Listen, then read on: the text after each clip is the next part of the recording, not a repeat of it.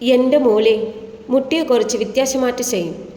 ஒரு பைட்டு கழிச்சிட்டு போய் கோஸ், கேரட், எக் இதுக்கு தேவையான இன்க்ரீடியன்ட் இதில் ஒரு பவுலில் கோஸ், கேரட், எக் உடச்சி ஊற்றி அது கூட மைதா, சால்ட், மிளகா, ஜீரகம் இதை எல்லாத்தையுமே சேர்த்து மிக்ஸ் பண்ணிக்கலாம். வாட்டர் ஆட் பண்ணக்கூடாது. தேவைன்னா முட்டை ஆட் பண்ணிக்கோங்க. ஸ்டவ் ஆன் பண்ணிவிட்டு அதில் ஒரு பாத்திரத்தை வச்சு நம்ம இதை உளுத்தம் வடை செய்வோம் இல்லையா, அந்த மாதிரி செஞ்சுக்கலாம். இது கூட ஒரு ஓட்டைகளையுமே ஒரு முட்டை நம்ம ஊற்றிக்கணும். ஸோ நல்லா வேகட்டும். ஸ்மெல் தெரியாமல் இருக்கிறதுக்காக டேஸ்ட்டுக்காகவும் மிளகு பொடி மேலே சேர்த்துக்கலாம். ஸோ நல்லா வெந்ததுக்கப்புறம் கட் பண்ணி திருப்பி வேக வச்சுக்கலாம்.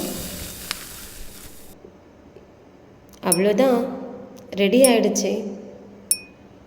டேஸ்டியான ஒரு வித்தியாசமான முட்டை. நேம் தெரியல, சாப்பிட்டு பார்க்கலாமா? வாவ், என்ன ஒரு டேஸ்ட்! ட்ரை பண்ணி பாருங்கள். தேங்க்யூ.